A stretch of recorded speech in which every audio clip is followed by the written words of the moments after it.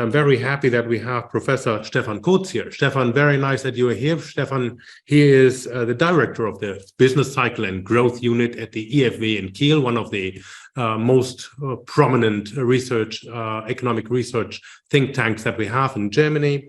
And he is also the chairman of the Hayek Society and is member of the Montpellier Society. So not only is he one of the distinguished scholars, and someone who is looking at all the nitty-gritty detailed data that you need for business cycle analysis, but he is also an advisor to economic policy. So it is very difficult to find someone who is more expert to giving us an answer on the future of globalization. Stefan, thank you that you are with us, and the floor is now yours. Thank you very much, Tobias, for this kind introduction. And I'm very happy to share my thoughts on the future of globalization. Well, globalization is not God-given, it is man-made, and therefore it very much depends on how we look on it. There is no world government that can just make a decision, shall we go on this way or not, but we have to find our answers ourselves. And what I can see is that we currently are, or the globalization currently clearly is at the crossroads. And I see two directions here. We could either go for clear systems competition between those who are rather in the camp of the mercantilistic camp, who want to push back the power of globalization. And on the other hand, there could be the attitude, okay, if others do it, if others are no longer open for capital flows, trade flows, exchange of ideas with the rest of the world, then we should do the same as well in the Western world. And before I come to discuss these two alternatives, let me spend a couple of minutes to review where we come from and what we owe to the power of globalization. Let me go back some, well, let's say 50 years, starting in 1970. I was born in 1969, so this is more or less covering my lifespan. And in this period of more than 5 decades, the global population has doubled. This is global GDP. It has quadrupled. So within the time of 2 generations only, we have doubled the per capita income in the world economy. This is the globe from the perspective of the 1970s in terms of GDP per capita. This is how it looked almost 50 years later. And we can go on through a couple of similar success factors that I will just show and share with you in a minute.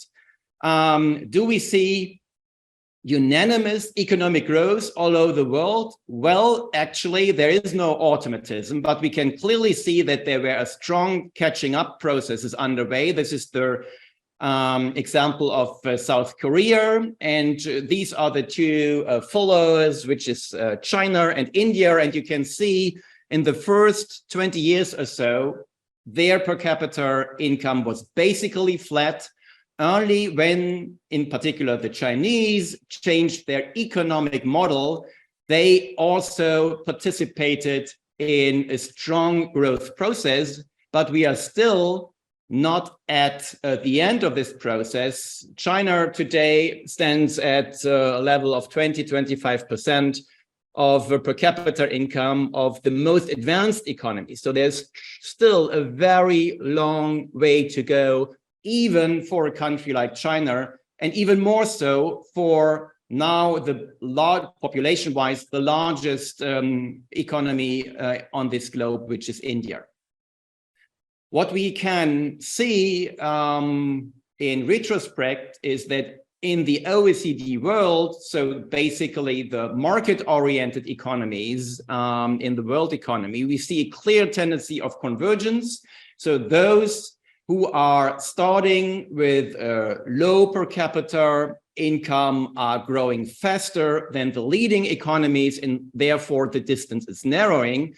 If we look at the world as a whole, we don't see such a pattern of convergence. And I will come to answer the question where this comes from in a minute. This is globalization at work as we typically look at it. Trade flows have increased over proportionally in this period of 50 years. And only lately, let's say for the last 10 years or so, 15 years maybe, we see, well, stagnating level, but we see it at a very high level. And which is even more important is that during this process of globalization, capital links between the economies also increased dramatically. And this is particularly important for FDI, because this is not only a strengthening of capital links, this is also always linked to sharing knowledge around the globe. And this is what economists like most, that knowledge that has been found somewhere in the world economy is shared around the globe, because knowledge is the one and only resource that can be shared without being diminished by being shared. And therefore, any process that allows us to spread the knowledge of mankind to each and every angle of the world economy is clearly something which makes the world as a whole better off. Who is benefiting from globalization? Well, mostly consumers at the lower income range, because they are over proportionately consuming goods that are internationally traded. And as international trade means that we can reduce production costs and also, as a follow-up, prices of these goods, it is clear that people at the lower income scale have more to lose if we drive back globalization than those who are already well off. The best success factor of globalization, and here I'm looking back over 2 centuries, is that we are in the process of wiping out absolute poverty from this planet. We are not still there, but we are making enormous progress. 200 years ago, basically all our ancestors lived in absolute poverty. And today, in a global population which is 8 times larger, we have, even in absolute terms, reduced the number of people who have to live under conditions of absolute poverty dramatically. And this comes from somewhere. This comes basically from the power of free markets and globalization, as I will discuss in a couple of minutes. But it's not only about output. It's also about how do we work and how dangerous is it to work? What are the working conditions? And they have improved dramatically as well, as you can see here for a panel of many countries, that occupational injuries, fatal as well as non-fatal ones, have decreased over the period of the last 50 years. And therefore, it's not only that we have more income out of our work, but the working conditions have also improved. Looking at the younger generation, well, these are the mean years of schooling at the beginning of my period here. And this is how it looks today. And one thing is for sure, it is very deeply written in our human DNA that as soon as humans are or can afford, or parents can afford to send their children to school rather than to factories or to agricultural work, they will do that. So therefore, whether people are schooled, getting trained, is also a question of whether we make economic progress.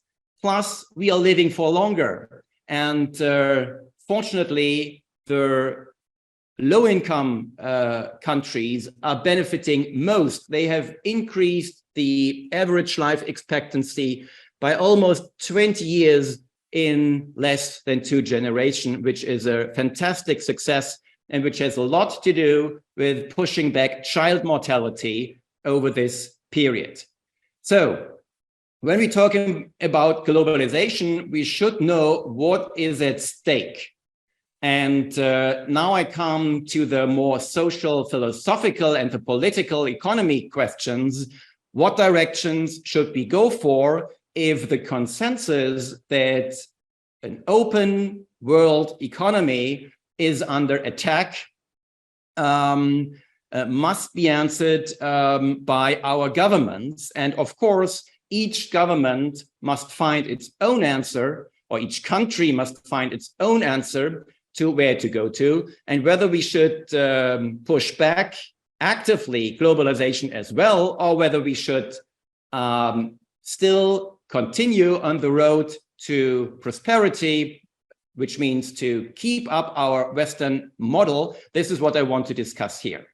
It is not, if you have all the global maps in mind that I presented so far, there's a very strong similarity between all these success factors, from child mortality over years of schooling to GDP per capita and many other success factors I could add here. There's a very strong correlation to economic freedom. So those economies that opened themselves to what we would typically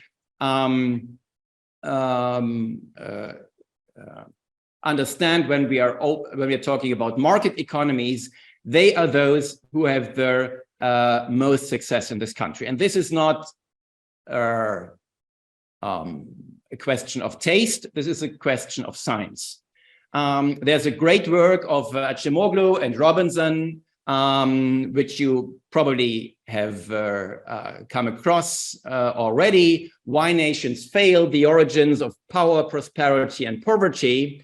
And there's one clear message substantiated in this fantastic book by panel analyses, by case studies all over the globe and through our human history, that it depends on the institutions, not on the natural resources that you find in the country, but whether the institutional framework allows for inclusive business models, which means that those who are investing, those who are working, can as well enjoy the fruits of their efforts.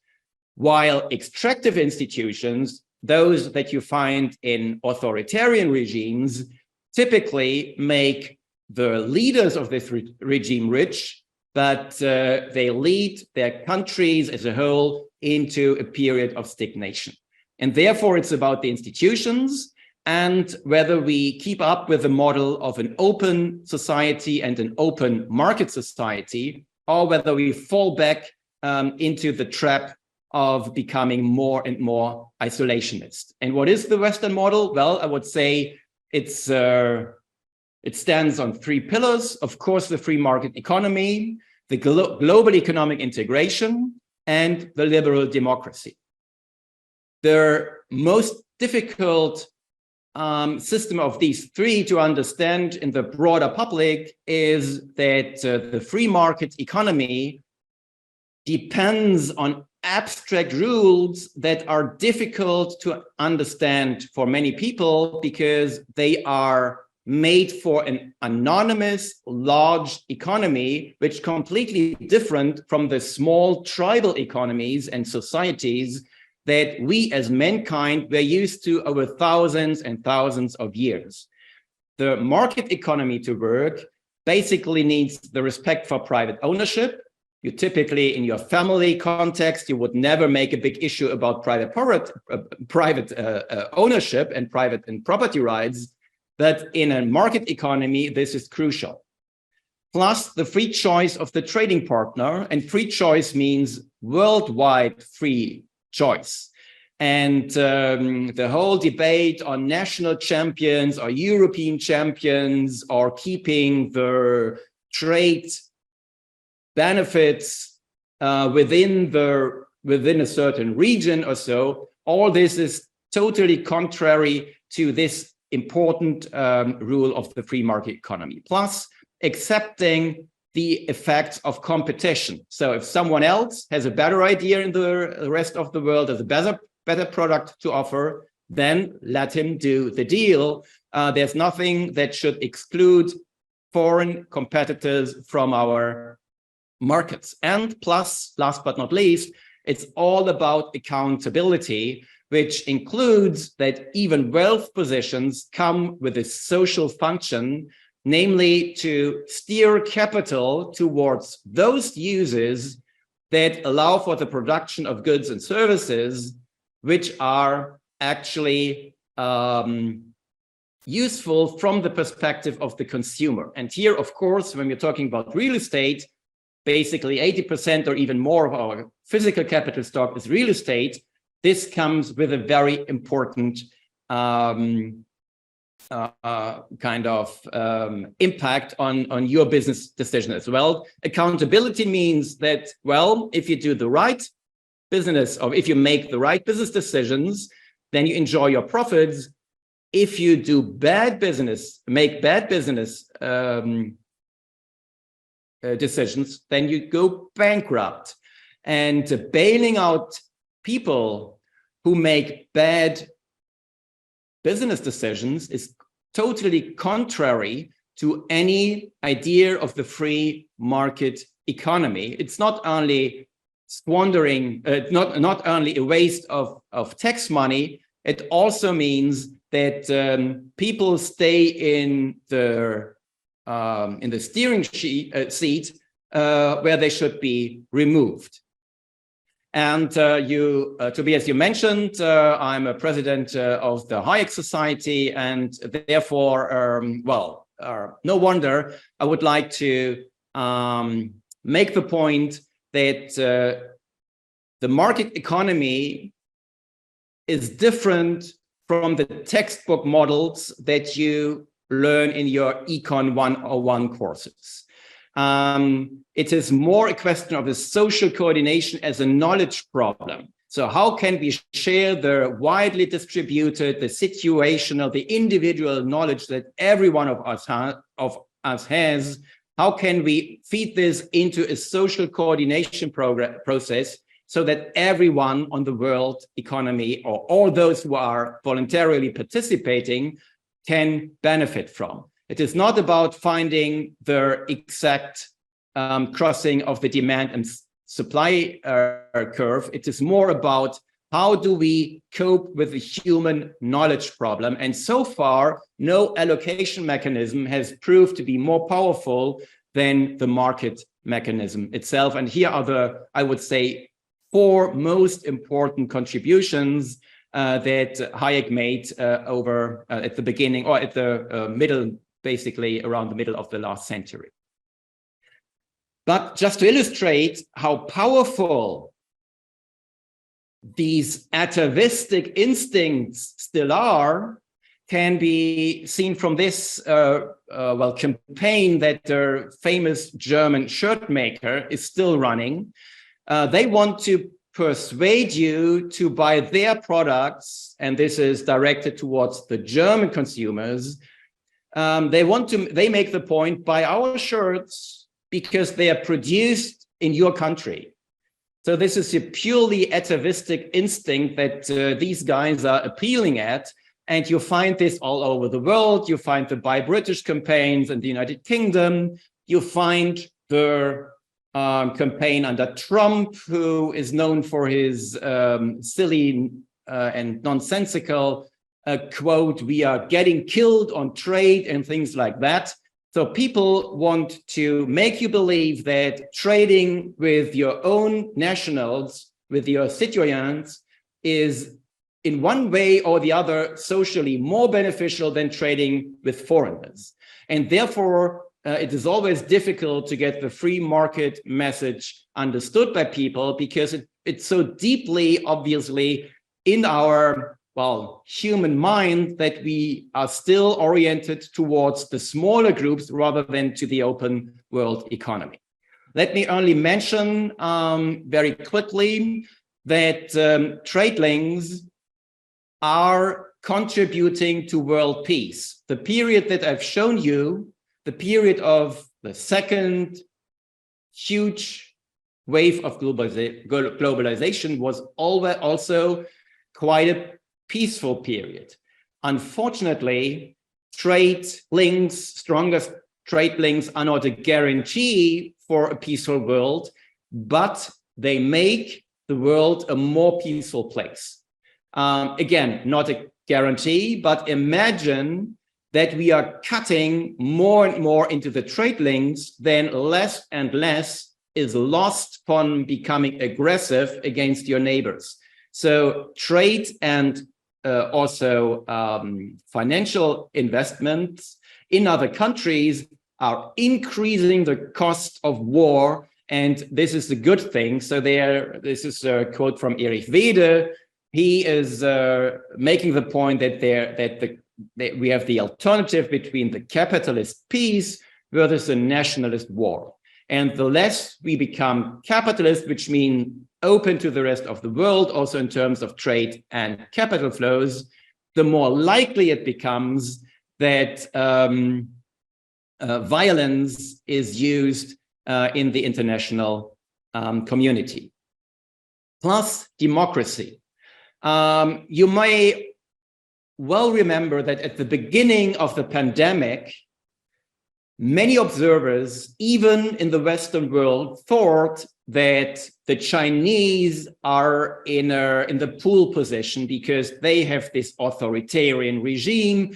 They can more powerfully enforce their lockdowns, and therefore they will be the first to get out of the pandemic. Well, you know, history was different.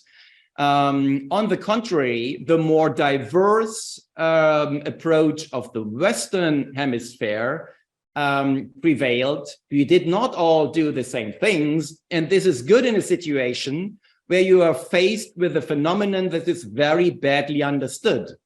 And the big advantage of our democratic systems of the Western style is that you have the option of a non-violent change of government. Whereas the authoritarian regimes, even if they're wrong, they find it very difficult to change their policy stance because they are basing their authoritarian regime on the pretense of superior knowledge. And therefore, democracies, although they seem to be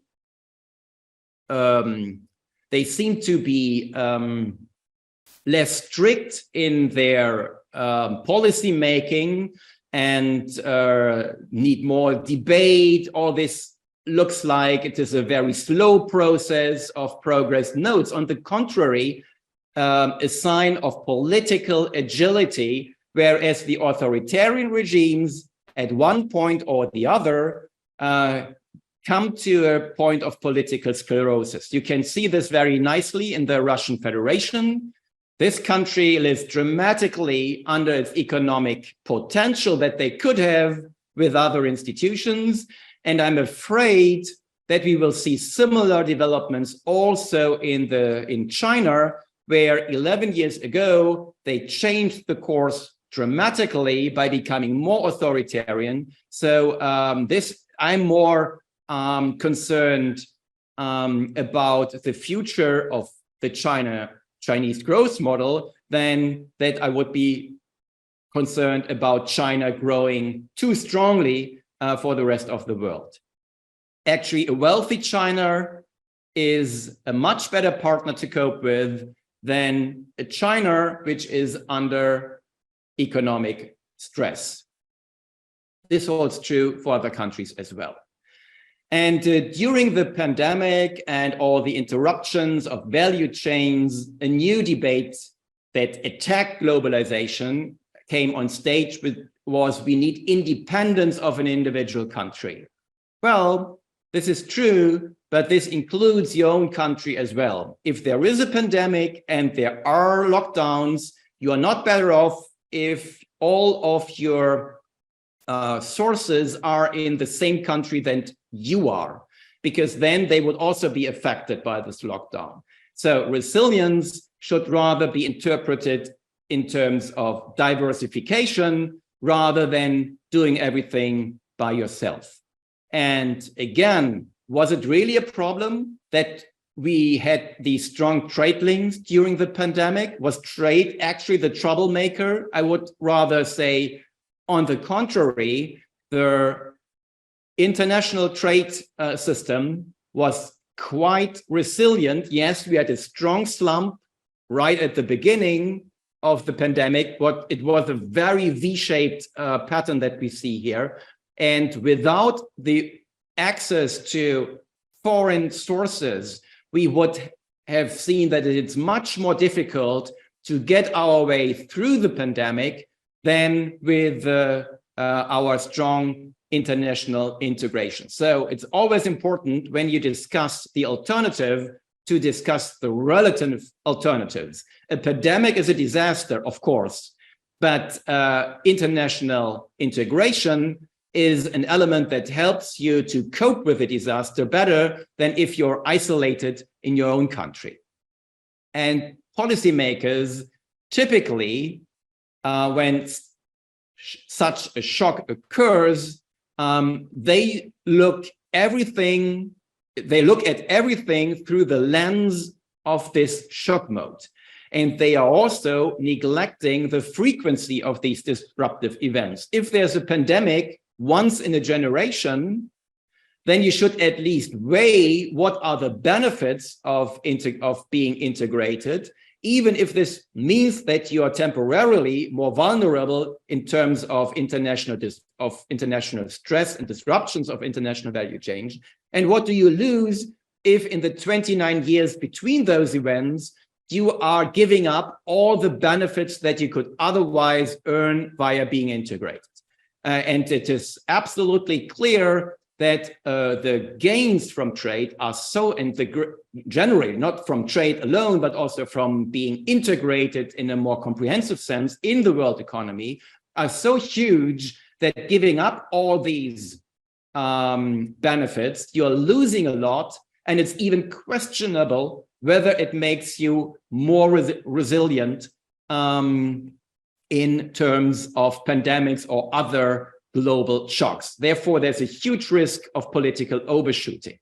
And as I said, robustness of value chains is also, it's nothing that companies are ignoring. It is an entrepreneurial task to make sure not to be exposed too strongly to an individual country in terms of your sales market, but also not to be too dependent on individual countries as an input market for your inputs.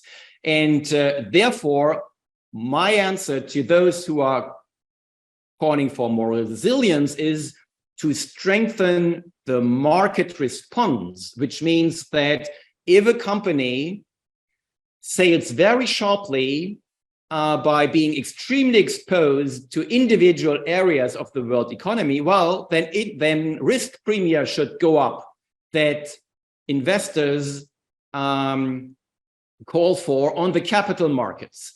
So the capital markets is a much stronger mechanism to discipline individual companies not to be too exposed to individual countries, in particular if these are very authoritarian countries, which are more likely to be politically or to act politically disruptively than democracies. And therefore, removing all these implicit bailouts out of our corporate sector would help a lot, because there is no systematic divergence between individual and collective rationality when it comes to resilience against the disruption of value chains. If you think of the company like Volkswagen, will the German government ever let Volkswagen go under? Probably not. 20% of the company are still owned by the state of Niedersachsen, Lower Saxony. Therefore, all investors know, even if Volkswagen is extremely exposed, I can still borrow them money or lend out money to them, because at the end of the day, there will always be the German taxpayers who bails me out. And therefore, there is no market mechanism that makes sure that the risks are priced in correctly. So this would be my answer. Plus, the corporates are already responding. This is a survey conducted by our colleagues from the Kiel Institut in Munich, and the result is pretty clear. The answer to the problems that the companies experienced during the pandemic was to diversify more, and they do this voluntarily because it is in their own interest. Plus, and this is a huge misunderstanding currently in the political debate, policymakers call for a level playing field, but the benefits of competition do not depend on markets being perfect. On the contrary, in the strict technical sense that you may have come across in your economics classes of what a perfect market is, in a perfect market, actually, there is no competition in any meaningful sense at all. We need markets, we need competition, because the world outside our windows is not perfect. And by the way, not being perfect in this technical sense, I would say, is a good thing. I don't want to live in a world that only exists of homogeneous goods, for example, where there is no progress to be made. And therefore, it does not even matter whether a product becomes cheaper in another country because another country is subsidizing it, or whether somewhere in the rest of the world, someone has a new technical inventions made that lowers the production cost. At the end of the day, to play in the global marketplace means to be adaptive, to be able to adapt to changing relative prices. And what changes the price in the rest of the world is not even relevant. Of course, it would be better if all of us in the world economy agreed not to subsidize individual technologies or individual companies like crazy. But the second best option, in my view, is to opt for unilateral free trade, to increase the adjustment flexibility of our own economic system, rather than replicating all interventions that are made elsewhere. This is currently the strongest arguments of the protectionists and neo-mercantilists in the Western world. They say, well, we would like to play according to free market principles, but unfortunately the Chinese or the Americans, they are subsidizing this and that technology, and therefore we have to do the same.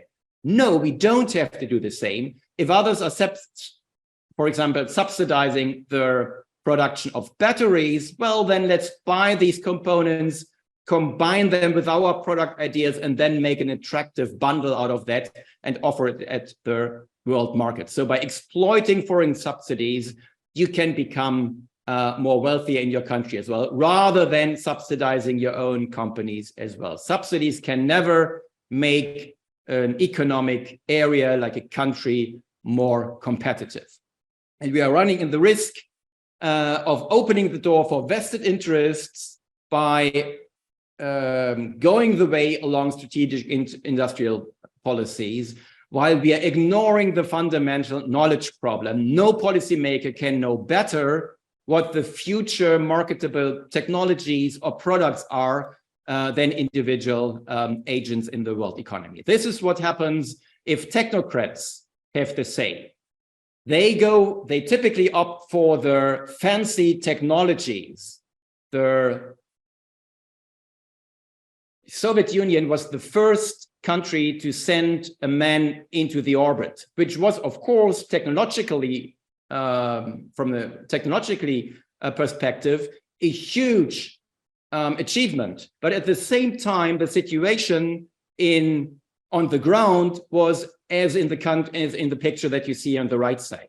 And if you ask the consumers standing here before empty shelves, what do you prefer? Do you want to live in a country that sends the first man into the orbit, or do you want to live in a country that first fills the shelves of your supermarkets? Then the answer is pretty clear. So the market economy tries to respond to what consumers want and not to what some technocrats think are important innovations for mankind. And we are currently in the situation that we see a competition among individual countries for attracting foreign direct investment. The case of Intel is particularly illustrative here. We see Intel negotiating among European countries, between European locations and the US, and they just bid up the price the governments are willing to pay for Intel to invest.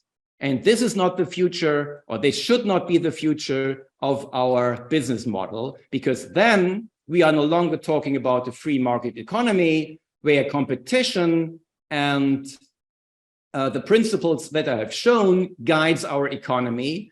But we are then going into a new regime where policymakers intervene more and more in the market economy, and the economic agents there will then make sure that they have enough influence on the political side to make the inventions in their interest. And then we see a situation where the means of enforcement, which should be the monopoly of the government, come within reach of private agents, and this is harmful not only to the economic model that made us so prosperous in the Western world, but also for our political freedom that is at stake here. Therefore, last slide, my advice to policymakers is, well, if there's now a new era of systems competition, go for it.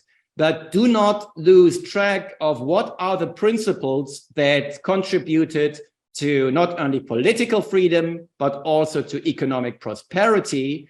And the evidence here is pretty clear, both from the theoretical side, but also from the empirical side, that to go for the Western open economy model is the best way to go. And if others opt differently, in particular in the more authoritarian parts of the country, of the globe, let them do it. They will not become more market-oriented if we become more interventionist, but they can learn from our example that if we do not enter this competition for subsidies and strict regulations, that they will learn from our example that the interventionist approach is the worst option, and we should make sure that we do not lose track of the sources and the roots of our successful models that so far we enjoyed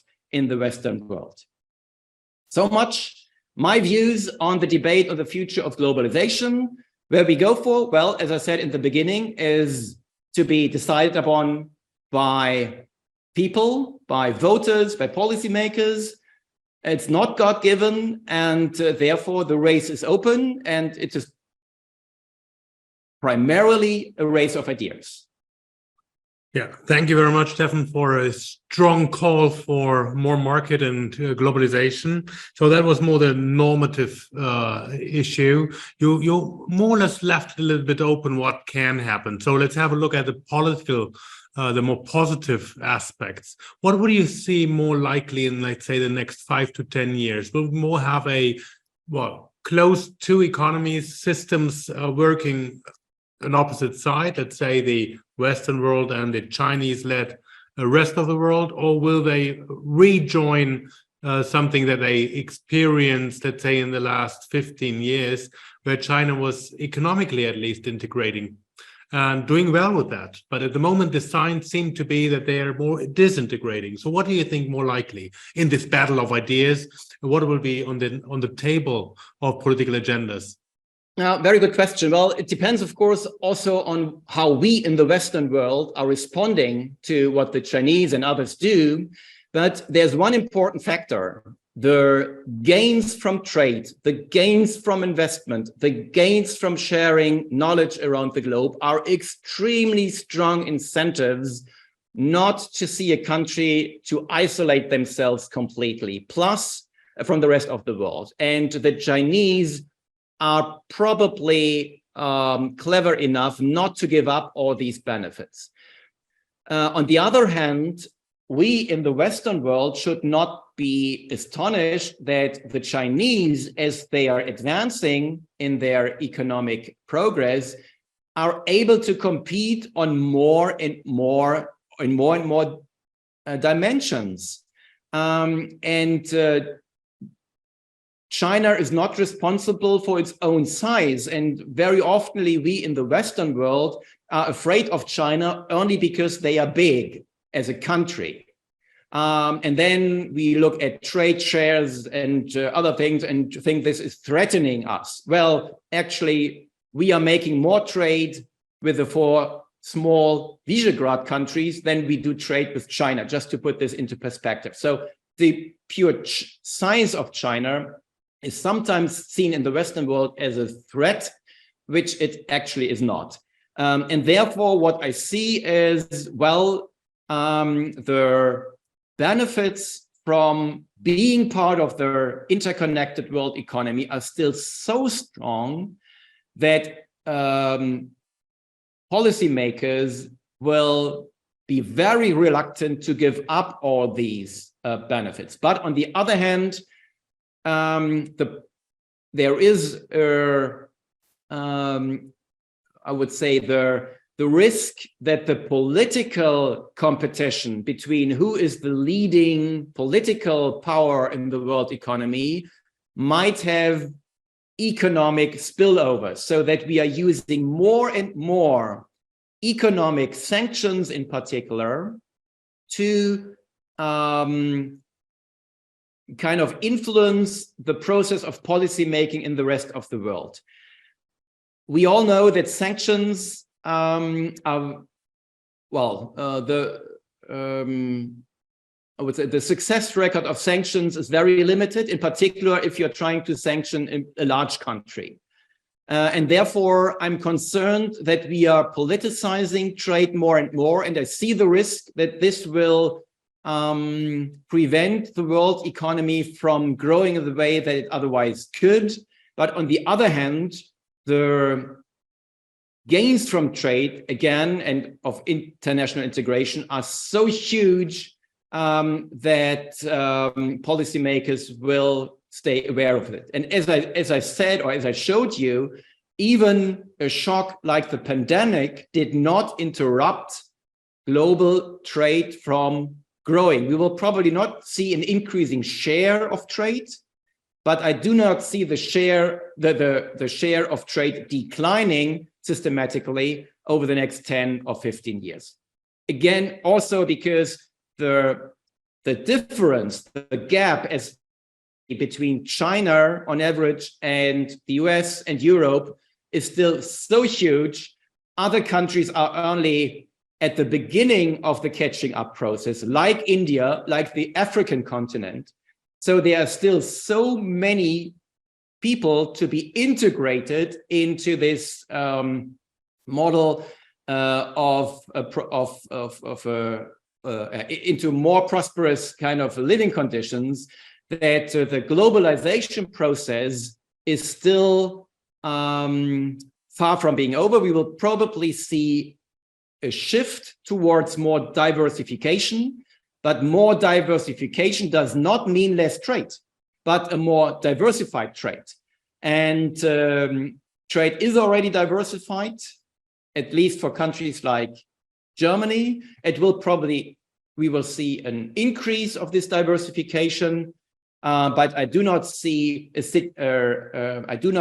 a process where we are bringing home production more and more behind our own country borders. This is nothing that we see. Even if policymakers are dreaming of that, this will be impossible for the simple reason alone that our economies are aging, and therefore we need the linkages with the rest of the world if we want to cope with these aging populations in our economies.